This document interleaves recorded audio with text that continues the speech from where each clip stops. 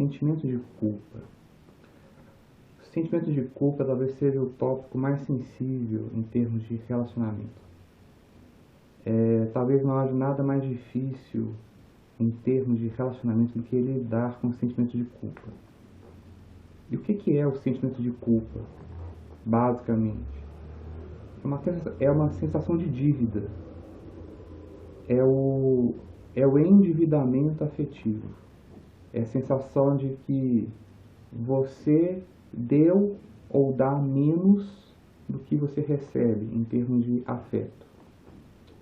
Há também um segundo caso do sentimento de culpa, que é você pagar algo bom com algo ruim, ou seja, você sentir que tratou mal aquela pessoa que você ama, aquela pessoa que te dá amor.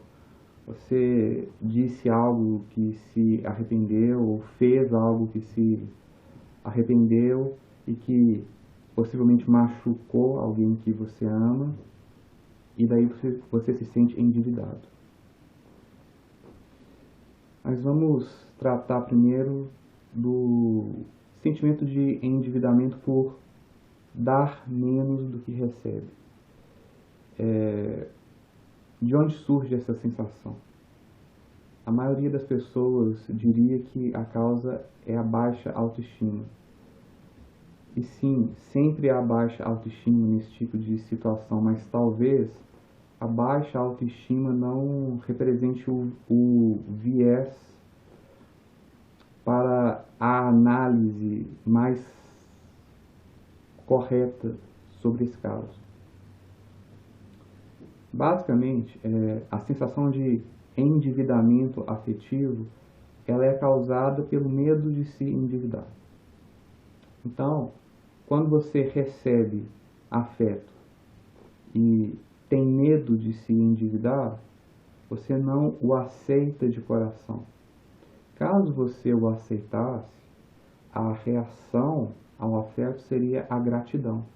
E a gratidão, quando é sincera, ela é completa, ela é inteiriça, ela não tem falhas, ela não dá brecha para esse sentimento de falta que precisa ser sanada de alguma forma e que é a sensação de dívida.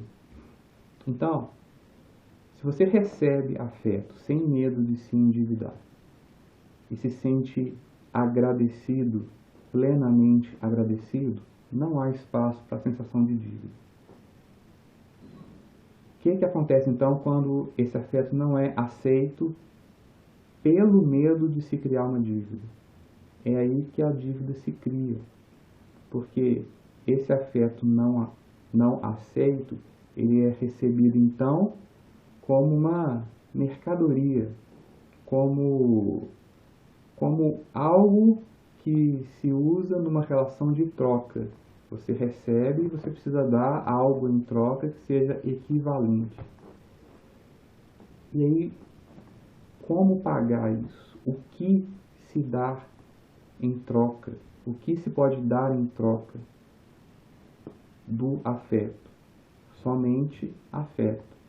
Mas quando o afeto é dado tendo por pano de fundo a motivação do pagamento, o que está sendo dado é diferente daquilo que foi recebido.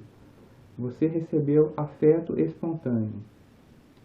Está dando afeto como pagamento, o afeto condicionado, o afeto obrigado, porque mesmo que você goste da pessoa, mesmo que você queira dar afeto, há um sentimento de obrigação por trás. E esse sentimento de obrigação descaracteriza o afeto na sua espontaneidade. Consequentemente, quanto mais você dá esse afeto como forma de pagamento, mais a sensação de dívida se acumula. A única forma de não acumular dívida é receber sem medo de se endividar.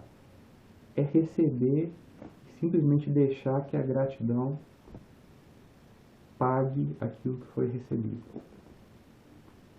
O segundo caso que eu mencionei, que é o de retribuir com algo mal aquilo de bom que foi recebido, tem uma lógica parecida. Quando você machuca alguém que você ama, quando você fala ou faz algo de que você se arrepende depois, você precisa pagar, compensar essa falta. Como você compensa isso? Com afeto, com demonstrações positivas de afeto.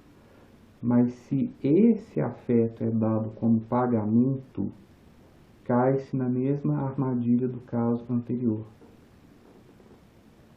O pagamento não sendo afeto espontâneo, deixa sempre a sensação de que a dívida não foi paga. E aí você precisa dar mais e mais para perceber depois que a dívida continua lá da mesma forma. Então, qual a única maneira de eliminar o sentimento de culpa nesse caso? É perdoando a dívida, a sua dívida.